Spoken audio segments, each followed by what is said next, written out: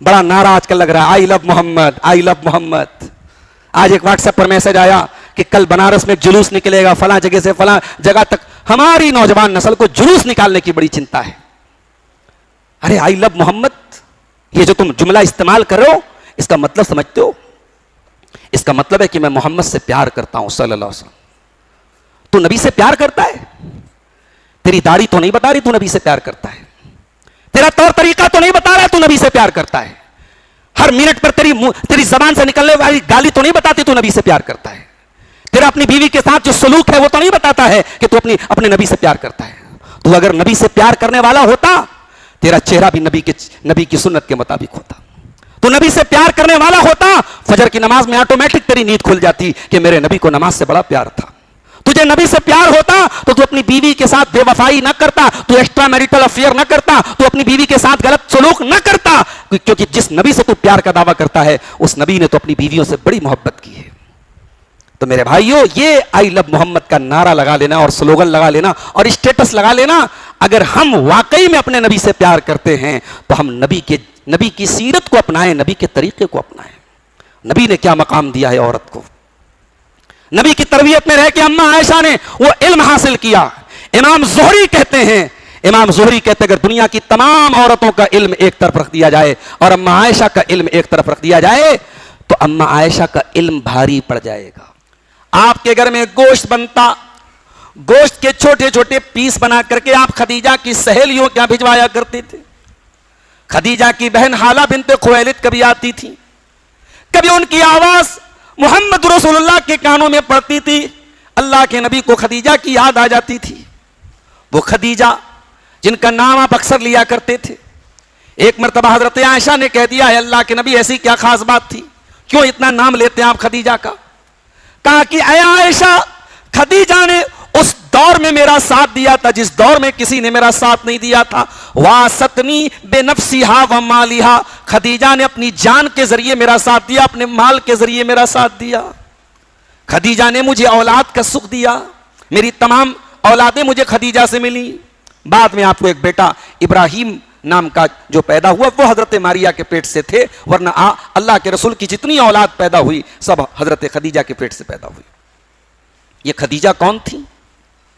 जरा आप सीरत का वो मंजर उठाइए।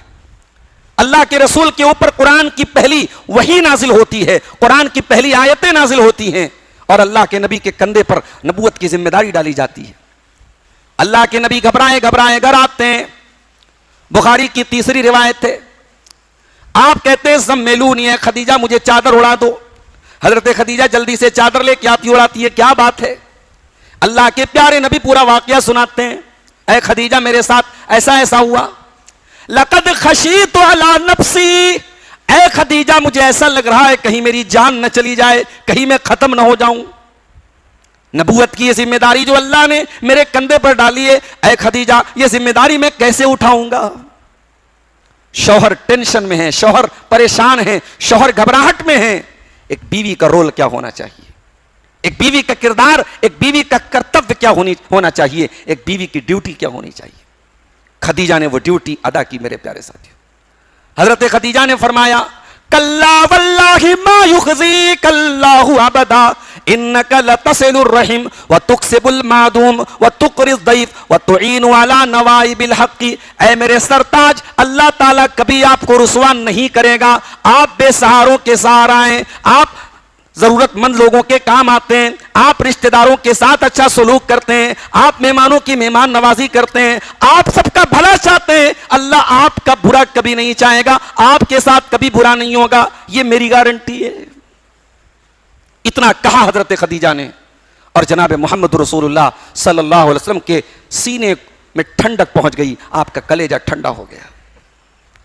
औरत बीवी के किरदार में खदीजा बन सकती है, औरत मां के किरदार में मरियम बन सकती है, औरत बेटी के किरदार में फातिमा बन सकती है, औरत बहन के किरदार में मूसा अलैहिस्सलाम की बहन बन सकती है। कभी आपने गौर किया? मूसा अलैहिस्सलाम की मां ने अल्लाह के हुक्म से मूसा अलैहिस्सलाम को पानी में डाल दिया संदूक में रख करके। वकालत ले उख्तिही कुस्सी, और मूसा की मां ने अपनी बिटिया से कहा, अपनी बेटी से कहा, मूसा की बहन से कहा कि जरा पीछा कर अपने भाई का, देख तेरा भाई कहां जाता है। बड़ी बहन छोटे भाई की कितनी मोहब्बत है उस बहन के अंदर। पानी में संदूक जा रहा है और जहां जहां संदूक जा रहा है वो लड़की जा रही है, मूसा की बहन जा रही है, भाई की हिफाजत के लिए, भाई की मोहब्बत में मूसा की बहन जा रही है।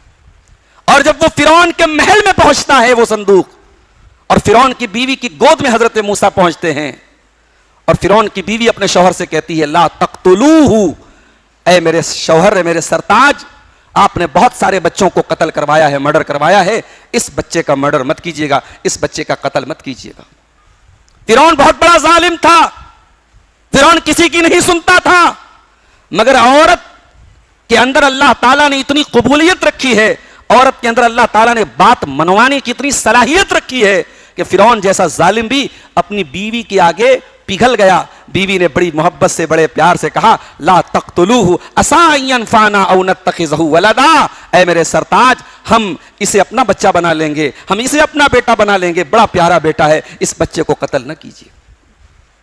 फिरौन अपनी बीवी की बात मान गया, बच्चा रोने लगा, दूध पिलाने वाली दाइयों को बुलाया गया, बच्चा किसी दाई के पास जाने को तैयार नहीं है, कैसे जाता? वहर्रमना अलैहिल मराद, अल्लाह ने तमाम औरतों का दूध उसके ऊपर हराम कर दिया था।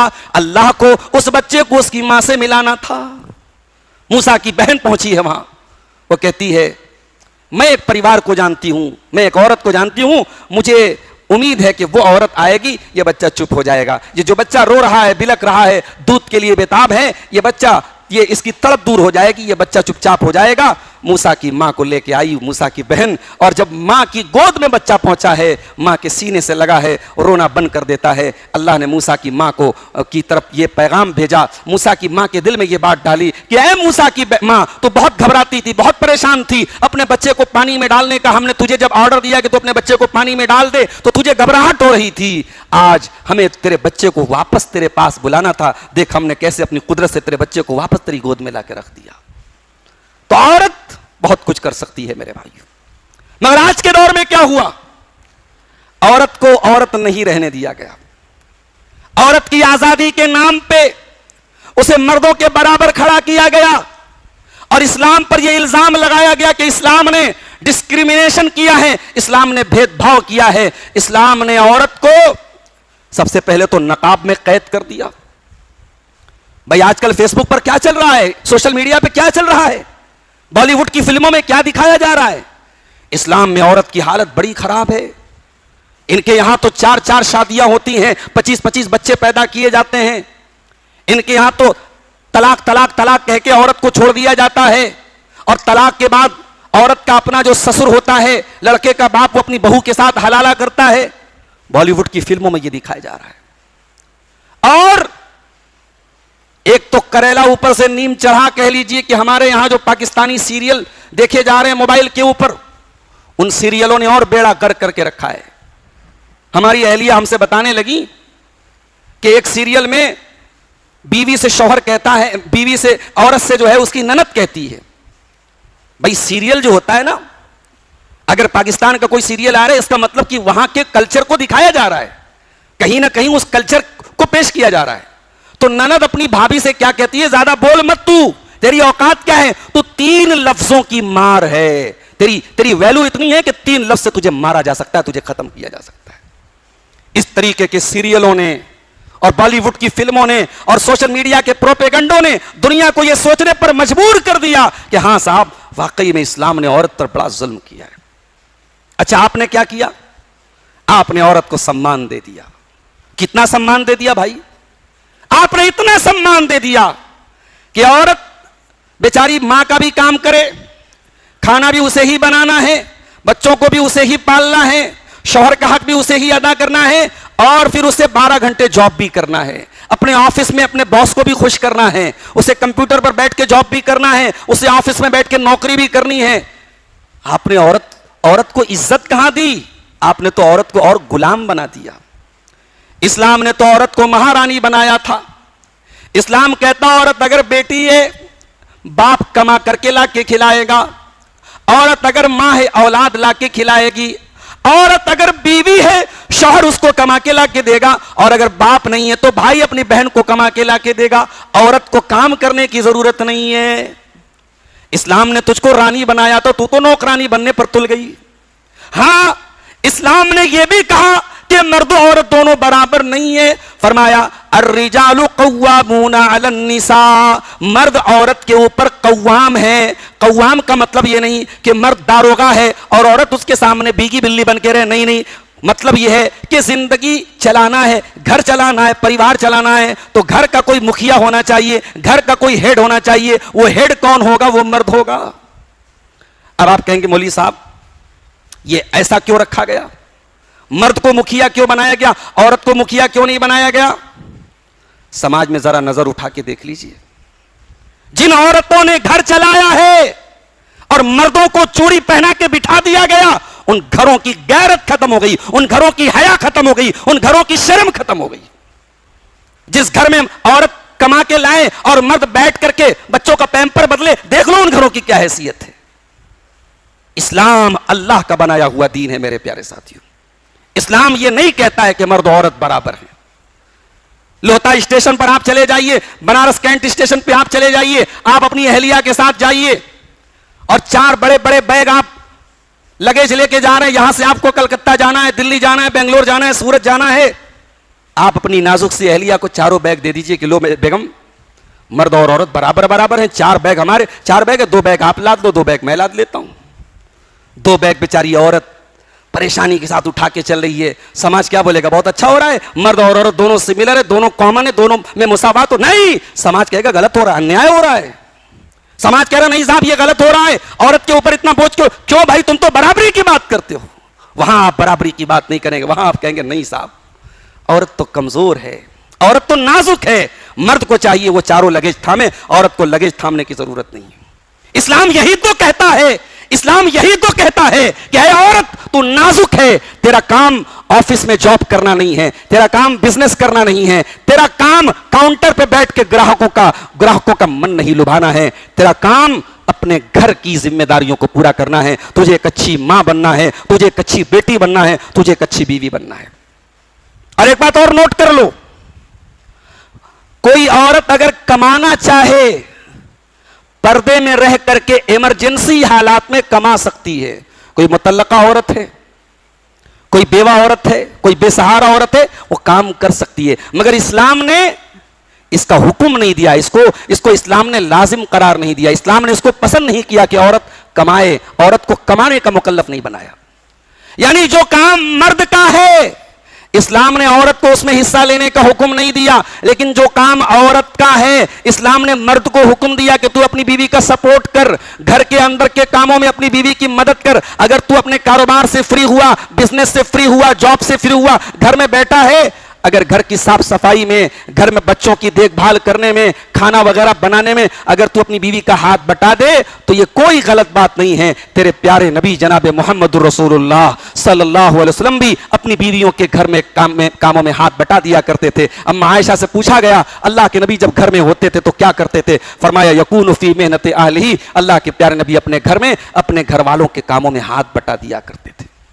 इस्लाम ने तो तुझे यह सम्मान दिया है औरत कि तेरे काम में तेरे शौहर को सपोर्ट करना है, शौहर के कारोबार में, शौहर के बिजनेस में तुझे सपोर्ट करने की जरूरत। अब यहां मेरा मतलब यह नहीं है कि जैसे हमारे यहां साड़ी का काम होता है, अब उस साड़ी के काम में घर के अंदर अगर औरत कोई काम कर रही है मैं उससे मना नहीं कर रहा हूं, लेकिन घर के बाहर गैर मर्दों के बीच में जाने वाला कोई काम इस्लाम उसको पसंद नहीं करता।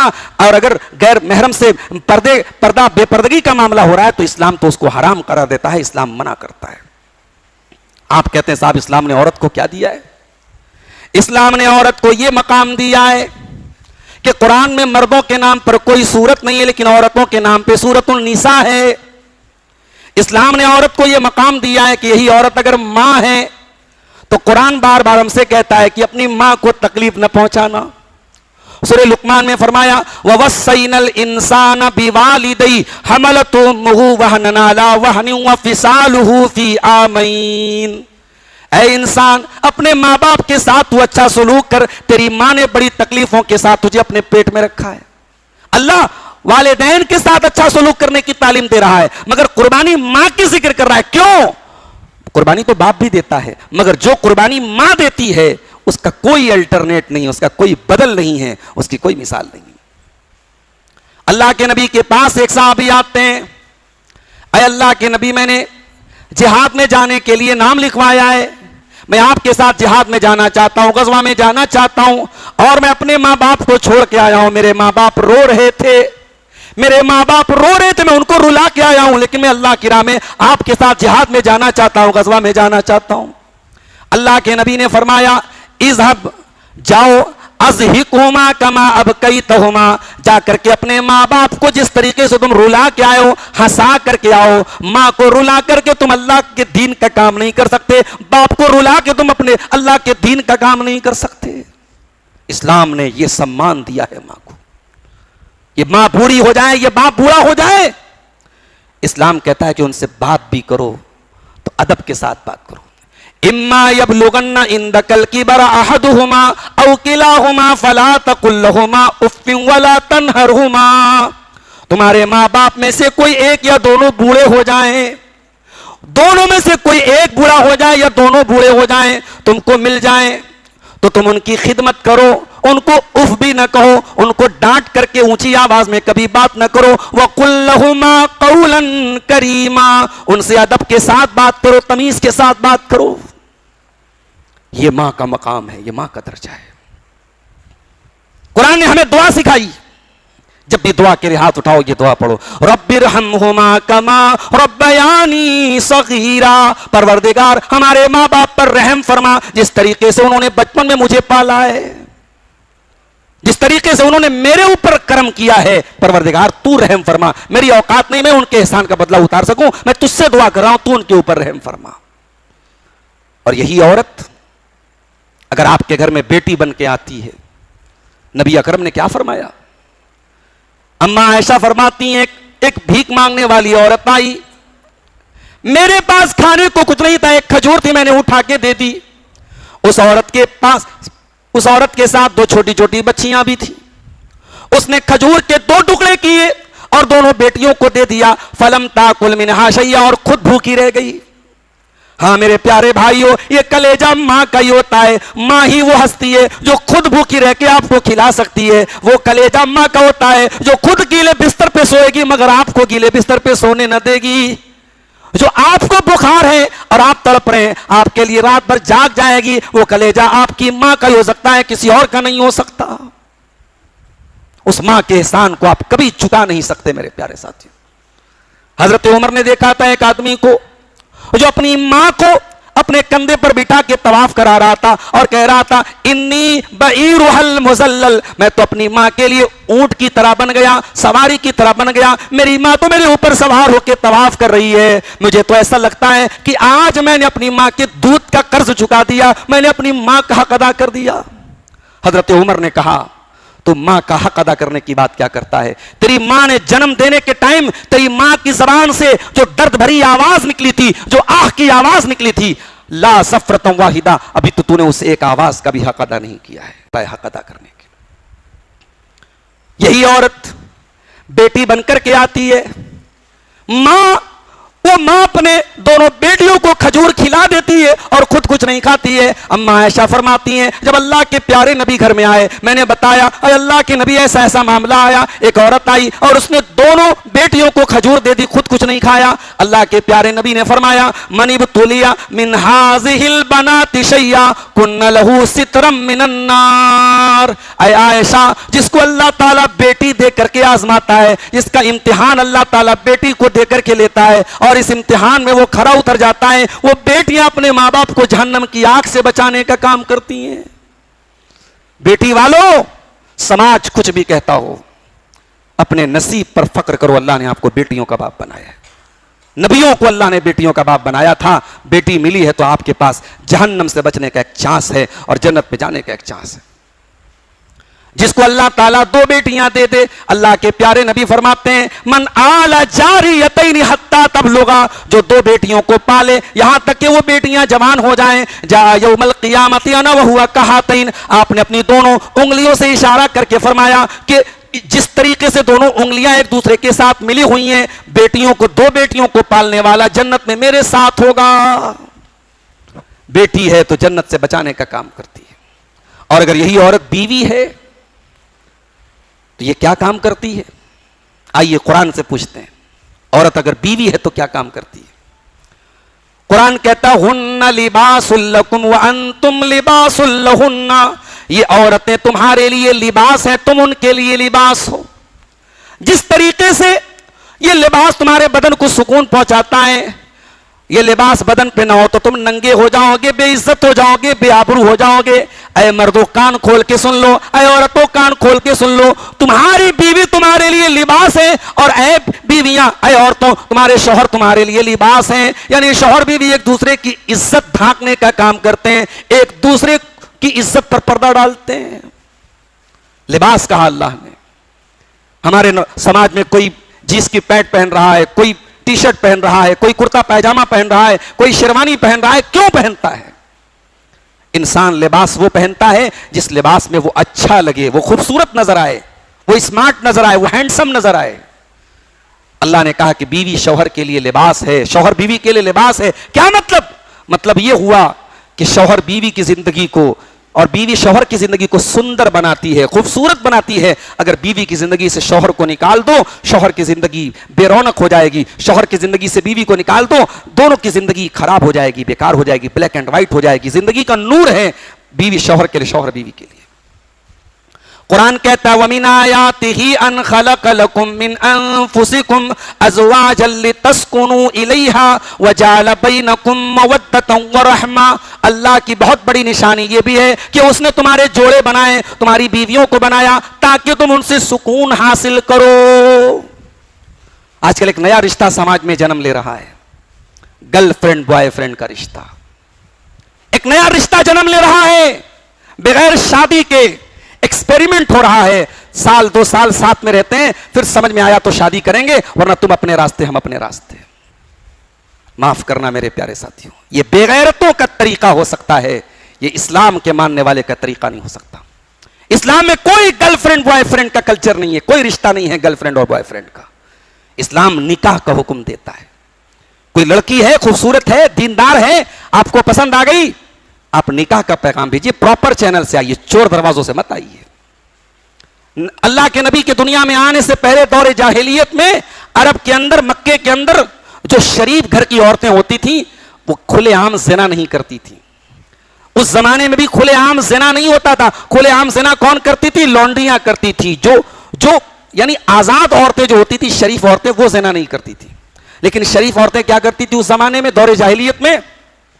वो सीक्रेट तरीके से रिलेशन बनाती थी, शादीशुदा होती थी, एक्स्ट्रा मैरिटल अफेयर रखती थी। किसी की बीवी है लेकिन किसी के साथ खुफिया ताल्लुक है। तो कुरान में अल्लाह ने 5वें पारे में, जहां अल्लाह ने हराम रिश्तों की लिस्ट बताई, हुर्रिमत अलैकुम उम्महातुकुम, मां से शादी नहीं कर सकते, बेटी से शादी नहीं कर सकते, बहन से शादी नहीं कर सकते, खाला से नहीं कर सकते। अल्लाह ने हराम रिश्तों की लिस्ट बनाई।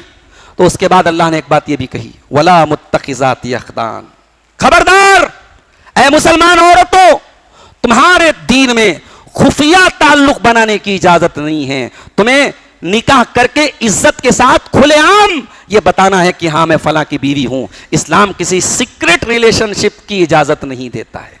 इसलिए इस्लाम में निकाह का ऐलान करने का हुक्म दिया गया है, निकाह पर वलीमा करने का हुक्म दिया गया है, निकाह पर गवाह बनाने का। निकाह कोई सीक्रेट चीज नहीं है कि बंद कमरे में निकाह कर लिया जाए, निकाह का ऐलान किया जाए। इस्लाम सीक्रेट रिलेशनशिप की इजाजत नहीं देता है, माफ कीजिएगा।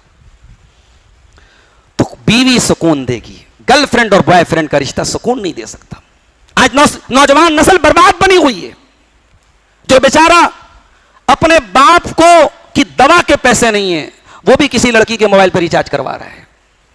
जिसके पास अपने घर में देने को पैसे नहीं है, वो भी किसी के साथ उसकी बातचीत चले, उसको मोबाइल फोन दिला रहा है, उसको तोहफे दिला रहा है। कितने लुट गए, कितने बर्बाद हो गए। ये क्यों हो रहा है मेरे भाई?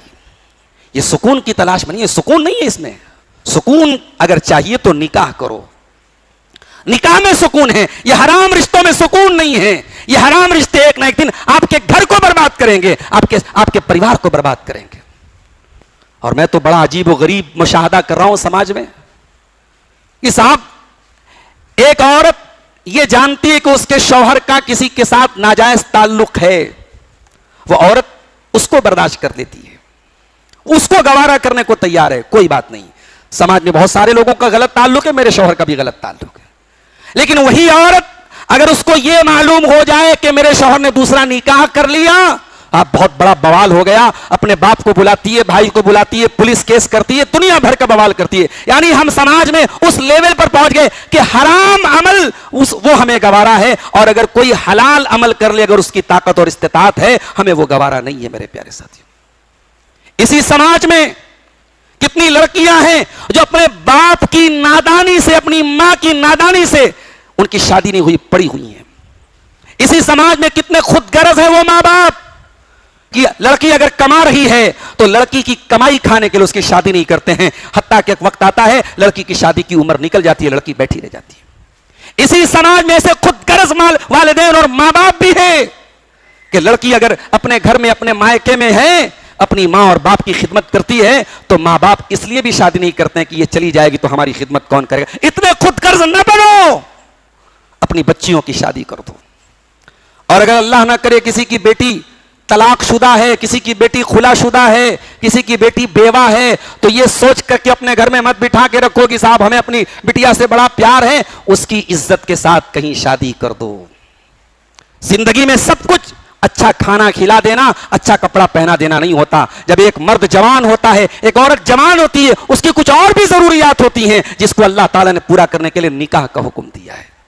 हमारे समाज में कितनी मुतल्लका लड़कियां हैं, बैठी रह जाती, और लोग क्या बोलते हैं, अरे वो लड़की है, बच्चों के सहारे गुजार लेगी। बहुत बड़ा झूठ और बहुत बड़ा फ्रॉड है ये, बहुत बड़ी मक्कारी है ये समाज को गलत मैसेज दे दिया गया कि साहब वो मुतल्लका है, बेवा है। तो अब ज्वाइंट फैमिली सिस्टम में किसी का जवान बेटा मर गया, उस जवान बेटे की जवान बहू अपने देवरों और अपने जेठों के बीच में उसी ससुराल में पूरी जिंदगी गुजार देती है, और लोग कहते हैं बच्चों के सहारे गुजार लेती। गलत है ये, इस अमल को बंद करो मेरे प्यारे साथियों। इस्लाम ने मुतल्लका और बेवा की शादी करने का हुक्म दिया है। किसी की बीवी का इंतकाल हो गया, शौहर 50 साल का है, उसको बहुत सारी जरूरतों के लिए बीवी की जरूरत है, शादी करने का इरादा करता है, बेटों को पता चलता है, बेटे बवाल मचा देते हैं, खबरदार अब्बा शादी करना चाहते हैं, बुढ़ाई उम्र में शादी करना चाहता है, बवाल हो जाता है साहब। क्यों बवाल होता है कि बाप हमारा दूसरी शादी करेगा, मां आएगी 12.5% हिस्से की वो मालिकिन बन जाएगी, हमारे बाप की वरासत का एक हिस्सा वो लेके जाएगी। बच्चा वगैरह आ गया तब तो और हमारी प्रॉपर्टी, हमारा हिस्सा। तुम कौन होते हो ये डिसाइड करें? ये तुम्हारा बनाया हुआ कानून है, अल्लाह का बनाया हुआ कानून है। तुम कौन होते हो अपनी मर्जी अपने बाप पर थोपने वाले? बेगैरतों, बेशर्मो। वो बूढ़ा बाप उस बुढ़ापे में उसके बदन में दर्द है, क्या बहू आकर के उसके बदन की मालिश करेगी? इस समाज को बेगैरत बना दिया हमने, इस समाज को जलील कर दिया हमने। कितने बूढ़े लोग हैं, 50 साल 55 साल की उम्र है, उनको लाइफ पार्टनर की जरूरत, उनको शरीक हयात की जरूरत है, उनको बीवी की जरूरत है, और ये समाज और इस समाज के ढकोसले उसे दूसरी शादी नहीं करने देते। उनकी जिंदगियां बर्बाद हो जाती हैं, वो बेचारे बीमार हो जाते हैं, बिस्तर पकड़ लेते हैं, मर जाते हैं। वो औरत के हुकूक पर आप तकरीर करवाते हैं, औरत के हुकूक को आपने मारा है। ये बॉलीवुड की फिल्में ऐसे ही नहीं बनी है, हमारे और आपके अमल ने, हमारे दीन ने तो बहुत कुछ दिया है, और हमने क्या दिया औरत को? हम कहते साहब बड़ी जालिम हुकूमत है, ट्रिपल तलाक का कानून आ गया, जिम्मेदार कौन है? आज भी मेरे पास फोन आता है, मौलवी साहब गुस्से में बीवी को तलाक तलाक बोले। तुमने खिलवाड़ बना के रखा है तलाक को। तलाक इस्लाम ने एक ऑप्शन रखा था कि जब मियां बीवी की जिंदगी की गाड़ी न चल पाए, एक आखिरी ऑप्शन है तलाक।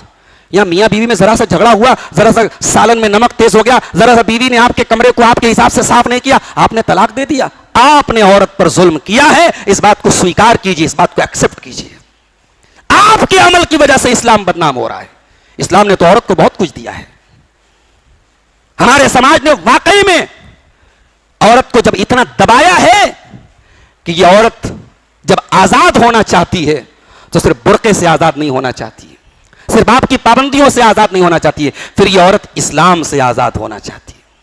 फिर आप बैठ के रोना रोते कि साहब हमने आईपी मॉल में देखा मुसलमान लड़की गैर मुस्लिम के साथ नजर आ रही थी, हमने जेएसवी मॉल में देखा गैर मुस्लिम लड़के के साथ नजर आ रही थी, हमने लोता बाजार में देखा स्कूटी पे बैठ गैर मुस्लिम लड़के के साथ जा रही थी। कितने बाप हैं कभी जवान बेटी से मोहब्बत से बात नहीं करते, कितने भाई हैं कभी अपनी बहनों से पूछते नहीं तुझे क्या जरूरत है, कितनी माएं हैं जो अपनी बेटियों के साथ ऐसा व्यवहार करती है जैसे वो नौकरानियां हैं, जैसे वो घर में काम करने वाली मजदूरिन हैं। आप जब घर में प्यार नहीं देंगे अपनी बेटियों को तो वो प्यार इंस्टाग्राम पे तलाश करेगी, वो प्यार फेसबुक पे तलाश करेगी। जब बाप अपनी बेटी को उसका सही मकाम नहीं देगा, जब मां अपनी बेटी की सही तरबियत नहीं करेगी, तो उन बेटियों को कोई आई लव यू बोल करके कोई भी अपने झांसे में लेके चला जाएगा। मेरे साथियों, मेरे नबी से सीखो, मेरे नबी ने बेटियों से कितना प्यार किया है। अल्लाह के नबी अपनी बेटी फातिमा रजी अल्लाह ताला ना जब वो आती थी, बुखारी की रिवायत है, अम्मा आयशा फरमाती हैं जब हजरत फातिमा आती थी अल्लाह के प्यारे नबी अपनी बेटी के इस्तकबाल में खड़े हो जाते थे, अपनी बेटी का हाथ पकड़ के चूम लेते थे और अपनी सीट पर अपने बगल में अपनी बेटी को बिठाते थे। ऐ बेटी वालों, जा करके जरा अपने गरेबानों में झांक करके बताओ कि आपका अपनी बेटियों के साथ क्या सलूक है। बड़ा नारा आजकल लग रहा है, I love Mohammed, I love Mohammed. आज एक व्हाट्सएप पर मैसेज आया कि कल बनारस में जुलूस निकलेगा, फला जगह से फला जगह तक। हमारी नौजवान नस्ल को जुलूस निकालने की बड़ी चिंता है। अरे आई लव मोहम्मद, ये जो तुम जुमला इस्तेमाल कर रहे हो इसका मतलब समझते हो? इसका मतलब है कि मैं मोहम्मद से प्यार करता हूं सल्लल्लाहु अलैहि वसल्लम। तू नबी से प्यार करता है? तेरी दाढ़ी तो नहीं बता रही तू नबी से प्यार करता है, तेरा तौर तरीका तो नहीं बता रहा है तू नबी से प्यार करता है, हर मिनट पर तेरी जबान से निकलने वाली गाली तो नहीं बताती तू नबी से प्यार करता है, तेरा अपनी बीवी के साथ जो सलूक है वो तो नहीं बताता है कि तू अपने नबी से प्यार करता है। तू अगर नबी से प्यार करने वाला होता, तेरा चेहरा भी नबी की सुन्नत के मुताबिक होता। तू नबी से प्यार करने वाला होता, फजर की नमाज में ऑटोमेटिक तेरी नींद खुल जाती कि मेरे नबी को नमाज से बड़ा प्यार था। तुझे नबी से प्यार होता तो तू अपनी बीवी के साथ बेवफाई ना करता, तू एक्स्ट्रा मैरिटल अफेयर ना करता, तू अपनी बीवी के साथ गलत सलूक ना करता, क्योंकि जिस नबी से तू प्यार का दावा करता है उस नबी ने तो अपनी बीवियों से बड़ी मोहब्बत की है। तो मेरे भाइयों, ये आई लव मोहम्मद का नारा लगा लेना और स्लोगन लगा लेना और स्टेटस लगा लेना, अगर हम वाकई में अपने नबी से प्यार करते हैं तो हम नबी की सीरत को अपनाएं, नबी के तरीके को अपनाएं। नबी ने क्या मकाम दिया है औरत को, नबी की तरबियत में रह के अम्मा आयशा ने वो इल्म हासिल किया। इमाम ज़ोहरी कहते हैं, अगर दुनिया की तमाम औरतों का इल्म एक तरफ रख दिया जाए और अम्मा आयशा का इल्म एक तरफ रख दिया जाए तो अम्मा आयशा का इल्म भारी पड़ जाएगा। आपकी बेटियों के पास दिन का इल्म कितना है? मैं अभी लोता में आया, एक साहब से पूछा आपकी बच्चियां कहां पढ़ती हैं? उन्होंने एक मदरसे का नाम लिया, वो मदरसा बिदअती लोगों का मदरसा है, अहले बिदअत का मदरसा है। आप इस 2025 में आप तौहीद के मानने वाले, अपने आप को अहले हदीस कहने वाले, आपकी बेटी अगर कब्र परस्तों के इदारे में पढ़ रही है तो चुल्लू भर पानी लीजिए और उसी में डूब के मर जाइए। आप एक ढंग का इदारा नहीं चला सकते। आपको मस्जिदों में चलने वाले मकतबों से प्रॉब्लम है। आपकी बेटियां दीन के नाम पे किसी हाफिज जी, किसी मौलाना से 30 पारे का कुरान पढ़ लें और दीन के नाम पे कुल जमा पूंजी आपके पास ही, हमारी बिटिया ने कुरान शरीफ पढ़ा है, इंटर तो उसने फला कॉलेज से किया है, बीए तो उसने फला कॉलेज से किया है, एमए तो उसने फला कॉलेज से किया है। हाँ, दीन कितना हासिल किया है? हमारी बिटिया ने कुरान शरीफ पढ़ा है, मौलाना के यहाँ कुरान शरीफ पढ़ा है। ये कुरान शरीफ रट्टू तोते की तरह कुरान शरीफ पढ़ने से आपकी बिटिया बच जाएगी। ये जो इस्लाम के दुश्मन पूरी प्लानिंग करके सोशल मीडिया के जरिए, फोन नंबर हासिल करके, इंस्टाग्राम के जरिए और जो है मैसेंजर के जरिए आपकी बेटियों को अपने जाल में फंसा रहे हैं, आपकी बेटी रट्टू तोते की तरह सिर्फ कुरान पढ़ के बच जाएगी। आप बहुत बड़ी गलतफहमी के शिकार हैं मेरे प्यारे साथियों। हमारे बदन में जब बैक्टीरिया ज्यादा हो तो एंटीबायोटिक तगड़ा लेना पड़ता है। जिस समाज में लड़कियां मुर्तद हो रही हों, उस समाज में सिर्फ रट्टू तोते की तरह कुरान पढ़ लेने से आपकी बेटी इन फितरों से नहीं बच जाएगी। अपनी बेटियों को कम से कम इतना दीन सिखा दो, उनको पता चल जाए हम सुमैया की औलाद हैं, हम जान तो दे सकते हैं, ईमान नहीं दे सकते। अपनी बेटियों को इस काबिल बना दो कि वो जिंदगी तो कुर्बान कर दे, अपनी इज्जत और हुर्मत को लुटाने के लिए तैयार ना हो, अपनी आबरू को कहीं लुटाने के लिए तैयार ना हो। अपनी बेटियों को पैगाम दे दो मेरे प्यारे साथियों। आप कहते औरत क्या कर सकती है? ये औरत अगर चाहे एक दिन में ये समाज की सारी रस्म और रिवाज खत्म कर सकती है। मेरी शादी हुई 2013 में, अभी मेरे भाई की शादी पिछले साल हुई है। हमारे यहां जो शादी होती है, लड़के वालों की तरफ से लड़की वालों को जो कपड़ा दिया जाता है, हमारे यहां उसको डाल का कपड़ा बोलते हैं, कहीं जोड़ा का कपड़ा बोलते हैं, आपके लोता में भी कुछ बोलते होंगे। अब साहब 2013 में जब मेरी शादी हुई तो मुझे किसी ने बताया कि उस वक्त जो है 9 जोड़े चलते थे, और अभी करंट न्यूज क्या है कि 15 जोड़े 17 जोड़े चल रहे हैं। एक आध साल बाद कुछ और बढ़ जाएंगे। ये हर साल रस्म और रिवाज क्यों बढ़ रही है? क्योंकि समाज का वो तबका जिसको अल्लाह ने दिया है वो नुमाइश कर रहा है। अरे आपको अल्लाह ने अगर दौलत दी है तो नुमाइश ना करो, क्योंकि आप भी जानते हैं कि शादी ब्याह में की जाने वाली ये रस्म और रिवाज ये समाज में नमूना बन जाती हैं। लोग उसको मिसाल बना लेते हैं, फला ने इतनी डाल में इतने कपड़े दिए तो अब इतना देना पड़ेगा, फला ने इतना जेवर दिया तो इतना देना पड़ेगा। और जिस गरीब बाप के पास नहीं होता है, जिस मिडिल क्लास फैमिली के पास नहीं होता है, लोग कर्जे ले लेके शादियां करते हैं बेटे और बेटियों की, और फिर पूरी जिंदगी कर्जा अदा करते रहते हैं। और आप शादी के बाद कहते हैं साहब मेरा बेटा तो मेरे हाथ से निकल गया, मेरा बेटा तो मेरी बहू की बात मानता है, अपने ससुराल की बात मानता है। क्यों नहीं मानेगा वो? कभी अपने बेटे के कमरे में जाके देखो। आप कहते हैं मौलवी साहब बनारस में, खासतौर से बनारस के माहौल की बात कर रहा हूं, मैं तो दूसरे शहरों में भी जाता हूं और जगहों पे बाकायदा डिमांड होती है। बनारस में डिमांड नहीं होती, बनारस में डिमांड नहीं होती, लेकिन जहेज का लेन देन होता है। आपके बेटे की शादी है, कमरा आपने बनवा दिया, 25,000 का 30,000 का बेड आ रहा था, आपने बेड क्यों नहीं लिया? बेड की जगह छोड़ के रखी आपने। इसका मतलब आपने डिमांड तो नहीं की है, लेकिन दिमाग में यह बैठा है कि हां ससुराल से बेड आएगा। आपके कमरे में फ्रिज है, बेटे की शादी होने वाली, बेटे के कमरे में फ्रिज नहीं। क्यों फ्रिज नहीं है? आपके दिमाग में बैठा हुआ है कि बेटे के कमरे में ससुराल से फ्रिज आएगी। तो जब आपका बेटा ससुराल के दिए गए बेड पर सो रहा है, ससुराल से दी गई फ्रिज का पानी पी रहा है, ससुराल से मिलने वाले एसी की हवा खा रहा है, ससुराल से मिलने वाली बाइक पर आपकी बहू को घुमा रहा है, तो फिर भाई वो बेटा अगर अपनी बीवी की बात मान रहा है तब तो सही कर रहा है। उसे नमक हराम तो नहीं होना चाहिए, वो नमक हलाल ही कर रहा है, अपने ससुर का नमक हलाल कर रहा है। वो जिसका नमक खा रहा है उसका गुण गा रहा है। आपको एतराज का कौन सा हक है? तो मेरी प्यारी माँ और बहनों, ये रस्म और रिवाज, ये जहेज, ये बारात, ये मंगनी, ये हल्दी, ये दिखुआ, ये बियहुआ, ये सब खत्म हो सकता अगर आप चाहेंगे। हजरत अबू सुफियान का इंतकाल हुआ। कौन अबू सुफियान? हजरत मुआविया के बाप, पहले इस्लाम के बहुत बड़े दुश्मन थे, मगर जब इस्लाम लाए हजरत अबू सुफियान इस्लाम के बहुत बड़े मुजाहिद बन गए और अल्लाह की राह में कई जंगों में जिहाद किया उन्होंने, और मुल्क के शाम में उनका इंतकाल हुआ। उनका इंतकाल हुआ, उनकी बेटी अल्लाह के रसूल की बीवी थी हजरत उम्मे हबीबा रजी अल्लाह तआला अन्हा, उनके पास खबर आई बाप के इंतकाल की। बेटी के पास बाप के मरने की खबर आई। तीसरे दिन बेटी ने खुशबू मंगाई और सारी औरतों के सामने अपने कपड़े में खुशबू लगाई। कहा कि औरतों, मैं जानबूझ करके ये खुशबू इसलिए लगा रही हूं ताकि तुमको ये पता चल जाए कि 3 दिन गुजर चुका है और मेरे नबी ने किसी भी मरने वाले के गम पर 3 दिन से ज्यादा गम जाहिर करने से मना किया है। मेरे बाप का इंतकाल हुआ था, मैं अपने बाप के मरने के तीसरे दिन खुशबू लगा रही हूं ताकि ये बता दूं कि गम का पीरियड खत्म हो चुका है। सिर्फ बीवी को इजाजत है वो 4 महीना 10 दिन तक अपने शौहर की याद में गम मनाएगी। ये है नबी के दौर की औरतों का हाल। हजरत उम्मे अतिया, उनके एक बच्चे का इंतकाल हुआ। अपने बच्चे के इंतकाल के तीसरे दिन, हमारे यहां माफ कीजिएगा, कहीं मैयत होती है और जवान औरतें जो होती हैं मैयत के आसपास बैठी रहती, पूरा मोहल्ला आकर के देखता रहता है। यानी यहां मैयत का जनाजा कम देखा जा रहा है और बेपर्दगी और बेहयाई ज्यादा हो रही है। जिस घर में मैयत होती है उस घर में औरतों का इस तरीके से, अगर कोई मर्द का जनाजा है उस जनाजे को घेर के औरतों का बैठे रहने का क्या मतलब है?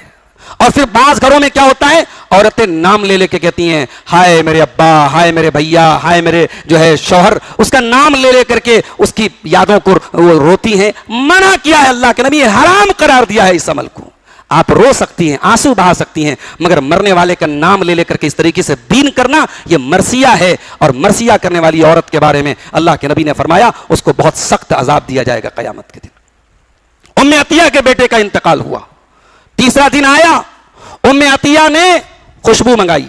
उस जमाने में जर्द रंग की कोई खुशबू होती थी, औरतें लगाती थी। जर्द रंग की खुशबू उन्होंने अपने कपड़े में लगाई और कहा सुन लो, मैं इसलिए खुशबू लगा रहा हूं ताकि तुमको पता चल जाए कि गम मनाने का पीरियड खत्म हो चुका है। मेरे नबी की तालीम यही है, 3 दिन से ज्यादा गम मनाना, गम का इजहार करना, इसकी इजाजत इस्लाम में नहीं है। पता यह चला औरत अगर चाहे तो बहुत कुछ कर सकती है, समाज के रस्म और रिवाज को खत्म कर सकती है। जिस दिन औरतें चाहेंगी, ये जोड़े की रस्म, ये मंगनी की रस्म, ये हल्दी की रस्म, ये इतने लोगों की, ये सरदार साहब के कहने से नहीं बंद होगा, माफ कीजिएगा, ये पंचों के कहने से नहीं, ये औरतों के कहने से बंद होगा। जब तक औरतें नहीं चाहेंगी ये रस्म और रिवाज नहीं बंद होगा। मेरे प्यारे साथियों, वक्त ज्यादा हो रहा है, मैं 1-2 बातें और करके बात अपनी खत्म करूंगा। नबी के दौर की औरतें कैसी होती थी मेरे भाइयों। हजरत मुगीरा इब्ने शुबा रज़ियल्लाहु ताला अन्हु निकाह का पैगाम देते एक अंसारी औरत को। अल्लाह के नबी के पास आते हैं, अरे अल्लाह के नबी, मैंने निकाह का पैगाम दिया एक अंसारी औरत को। आपने फरमाया क्या तुमने अपनी होने वाली बीवी को देखा है? कहा अल्लाह के नबी मैंने देखा नहीं है। कहा जाओ देख लो, देख लो। इससे यह पता चला कि शादी के पहले अपनी होने वाली बीवी को इस्लाम ने एक बार देखने की इजाजत दी है, एक बार देखने की इजाजत दी है। फोन नंबर मांग करके वीडियो कॉल करने की इजाजत नहीं दी है, माफ कीजिएगा। इस्लाम ने जिससे रिश्ता लगा है, अभी निकाह नहीं हुआ है, इस्लाम यह कहता है आप एक नजर देख सकते हो। हमारे यहां रिश्ता लगता है और 3-3 साल तक रिश्ता लगा रहता है, और लड़का लड़की आपस में ऐसे बात करते हैं जैसे मियां बीवी हैं, इस अंदाज से बात करते हैं जैसे मियां बीवी हैं। और जब लड़की अपने होने वाले शौहर को शौहर समझ रही है और वो इसको बीवी समझ रहा है, तो फिर हर तरीके की बातें होती हैं, फिर कोई चीज प्राइवेट नहीं रह जाती। और फिर खुदा ना खास्ता, अल्लाह ना करे, कोई उसमें अगर 19-20 हो गया और रिश्ता टूट गया, तब वो लड़की अपने सारे राज उस लड़के के सामने खोल चुकी होती है। सोचो ये कितनी बड़ी बेशर्मी और बेगैरती की बात है। याद रखो मेरे भाइयों, रिश्ता लग जाने से कोई लड़का किसी लड़की के लिए महरम नहीं हो जाता। वो दोनों अभी भी गैर महरम हैं, दोनों अजनबी हैं। इस्लाम ने सिर्फ एक नजर लड़की को देखने की इजाजत दी है, और लड़की को लाइव देखना चाहिए, लड़की को आमने सामने से देखना चाहिए। आज के जमाने में तस्वीर वगैरह से जो लोग देखते हैं, तस्वीर का कोई भरोसा नहीं है। आजकल एआई का दौर है। अभी आप देखिए जेमिनी के नाम से जो एक नया गूगल का एआई निकला है, उस पर बाकायदा आप यहां लोहता में बैठे, अलावल में बैठे, आप ताजमहल के सामने पहुंच जाइए एआई के जरिए, आप जो है एफिल टावर पे पहुंच जाइए, आप जवान को बूढ़ा बना दीजिए, मर्द को औरत बना दीजिए, तस्वीर के जरिए सब मुमकिन है। इस्लाम इजाजत दे रहा है, लड़का लड़की एक दूसरे को देख सकते हैं। मुगीरा बिन शोबा लड़की के घर पहुंचे, लड़की के मां बाप से कहा कि मैं आपकी बेटी को देखना चाहता हूं, मुझे अल्लाह के नबी ने इजाजत दी है कि अपनी होने वाली मंगेतर को, अपनी होने वाली बीवी को तुम एक नजर देख लो।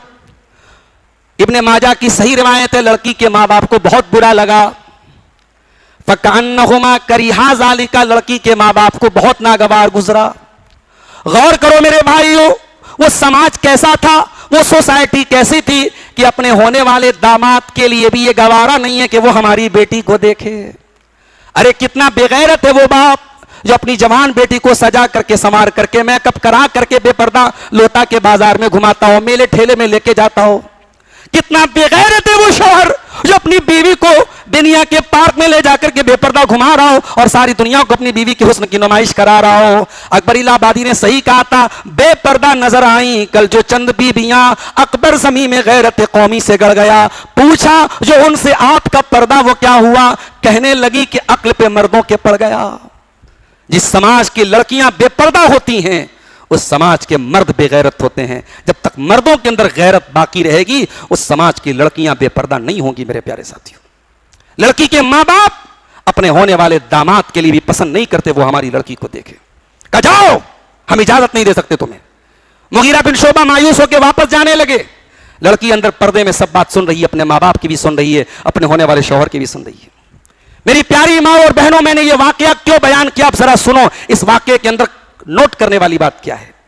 लड़की अंदर पर्दे से कहती है, ऐ नौजवान, ऐ मेरे होने वाले शौहर, ऐ मेरे मंगेतर, मुझे मालूम है मेरे मां बाप को पसंद नहीं है, लेकिन अगर तुम अल्लाह के प्यारे नबी की इजाजत लेकर के आए हो तो फिर मुझे इस बात की भी कोई परवाह नहीं कि मेरे माँ बाप को पसंद है या पसंद नहीं है। अगर ये अल्लाह के प्यारे रसूल की इजाजत से हो रहा है तो तू मुझे एक नजर देख ले, मैं परमिशन दे रही हूं, मैं इजाजत दे रही हूं। ओ आई लव मोहम्मद का नारा लगाने वालों, ये मोहम्मद से प्यार का तकाजा है, ये मोहम्मद से उल्फत का तकाजा है कि मोहम्मद रसूलुल्लाह की सुन्नतों पर अपनी ख्वाहिशात को कुर्बान कर दिया जाए, अपने माँ बाप की ख्वाहिशात को भी कुर्बान कर दिया जाए। लड़की कहती है, ऐ मुगीरा बिन शोबा, अगर अल्लाह के रसूल का हुक्म है तो तू मुझे एक नजर देख ले, और अगर तू अपने मन से बात बना के कह रहा है तो मैं अल्लाह का वास्ता दे के कहती हूं कि ऐसा काम न कर, मैं गैर महरम हूं तेरे लिए, मुझे देखने की कोशिश न कर। मुगीरा ने कहा, नहीं मैं झूठ नहीं बोल रहा हूं, मुझे अल्लाह के रसूल ने इजाजत दी है। कहते मैंने लड़की को देखा, मुझे पसंद आई और निकाह हुआ और बहुत मोहब्बत के साथ हम लोग रहने लगे। तो समाज को अगर बदलना है मेरी प्यारी माँ और बहनों, हमारी औरतों को बदलना पड़ेगा। कम से कम हर घर में एक लड़की ऐसी हो जिसे मालूम हो कि औरत कब पाक होती है, कब नापाक होती है, जिसे मालूम हो कि औरत के गुस्ल का तरीका क्या है, जिसे मालूम हो औरत मर जाए तो कैसे नहलाया जाए, जिसे मालूम हो औरत के कफन में कितने कपड़े हो, जिसे मालूम हो दीन के मसाइल, अकीदे के मसाइल, ईमान के मसाइल, नमाज के मसाइल। हर घर में एक औरत इस